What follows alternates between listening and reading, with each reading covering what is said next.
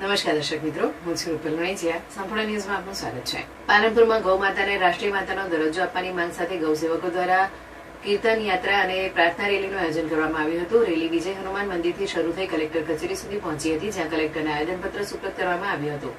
ગૌસેવક વિપુલે જણાવ્યું હતું કે દેશભરમાં આશરે 790 જિલ્લાઓમાં એકસાથે આ કાર્યક્રમ યોજાયો હતો. ગૌ માતાને સુરક્ષા અને તેમને રાષ્ટ્રીય માતાનો દરજ્જો આપવો એ અભિયાનની મુખ્ય માંગ છે. પાલનપુરમાં 8.25 લાખ હસ્તાક્ષર સાથેનું પ્રાર્થનાપત્ર કલેક્ટરને સુપ્રત કરવામાં આવ્યું હતું. આ આવેદનપત્રો વડાપ્રધાન, રાષ્ટ્રપતિ, મુખ્યમંત્રી અને રાજ્યપાલના નામે આપવામાં આવ્યા હતા.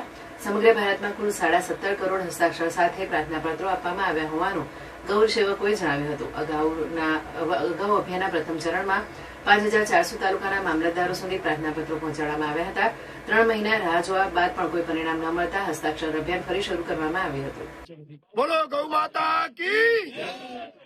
आज सब गौ प्रेमियों को मैं खूब खूब धन्यवाद देना चाहता हूँ कि आप सब इतनी भारी बरसात में यह कलेक्टर साहब के पास आवेदन पत्र लेकर वो भी पैदल यात्रा करते हुए यहाँ तक पहुँचे, इसके लिए आप सबको खूब खूब धन्यवाद।